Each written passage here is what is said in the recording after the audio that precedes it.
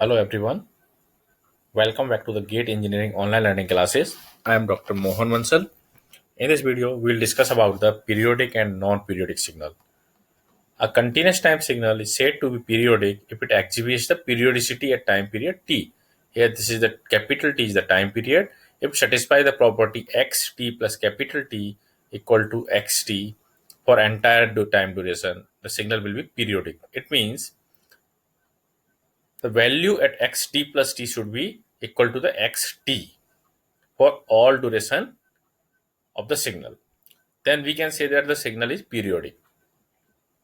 The smallest value of t is called as the fundamental period, that is represented by t naught.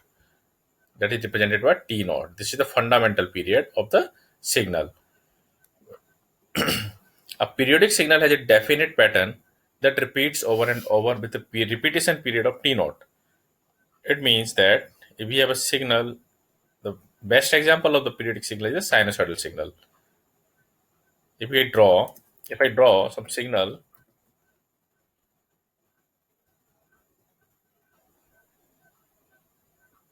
like this, so here you can see that its period is this. This will called as the fundamental period. We are starting from zero, so its difference of the period will be t minus zero. So its fundamental period will be equal to t. If you start at this point, peak point, we can say that time at this point is t1,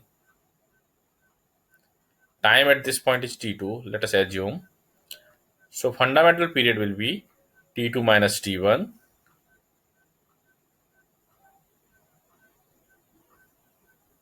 That is nothing but t.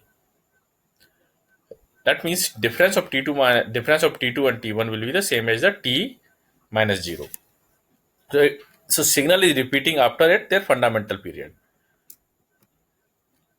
For a discrete time signal, the condition for periodicity is xn plus n naught equal to xn. It means the signal value at xn plus n naught should be equal to x of n. If we consider x n equal to 0, if we consider n is equal to 0, so signal value at x of n 0 will be equal to signal value at x of n 0 will be equal to x of 0. X of n 0 should be equal to x of 0. So this is the property of discrete time signal, and this property should satisfy for all time duration.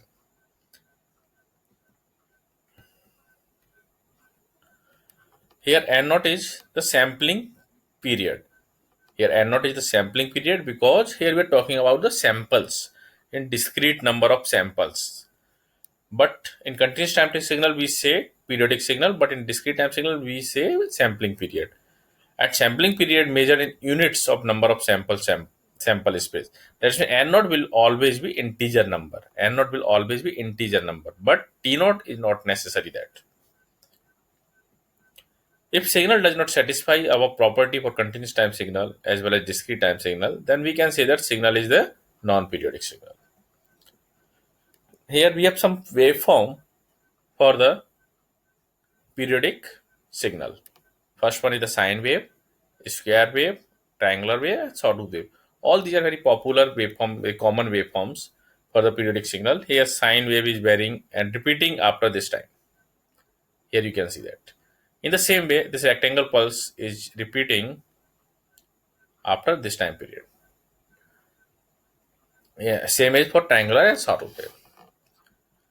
Now we will see how do we compute the fundamental period as well as fundamental frequency of periodic signal.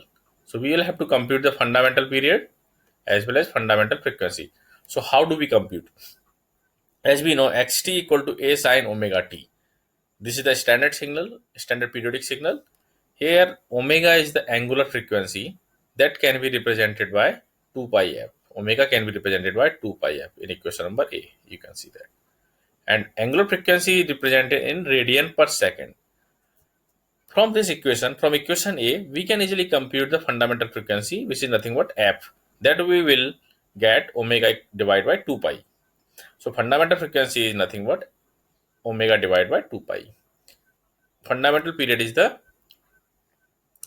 inversion of the fundamental frequency, or we can say that fundamental period is the reciprocal of the fundamental frequency, we can write 1 divided by f, and we will get 2 pi divided by omega. So this is the fundamental period of a periodic signal. Now we'll see some problems on the periodic signal.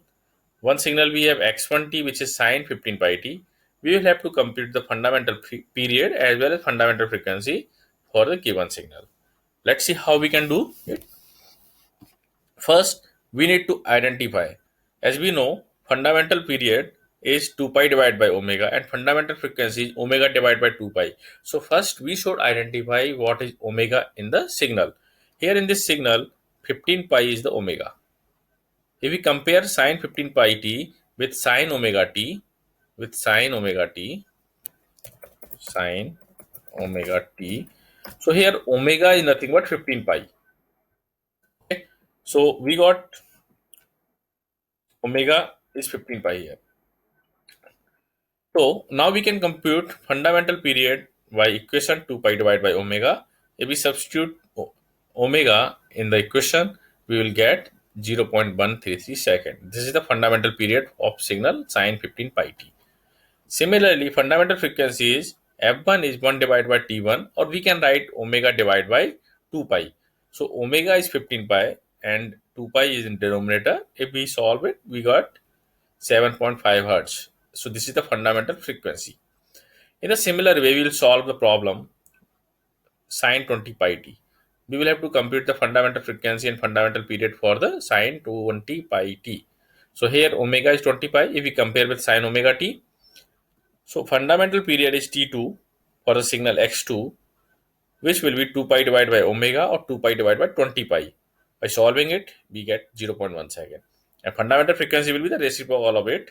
And 20 pi divided by 2 pi, this will become 10 hertz.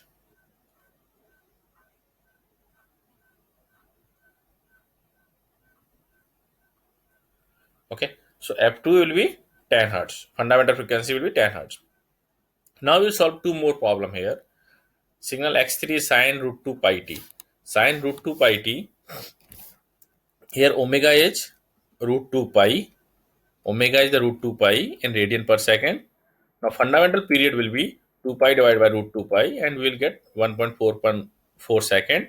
And fundamental frequency will be f3, which will be equal to omega divided by 2 pi, and we are getting 0.707 hertz. In the similar way, if we solve the signal x4t, which is sine 5t, here omega is 5.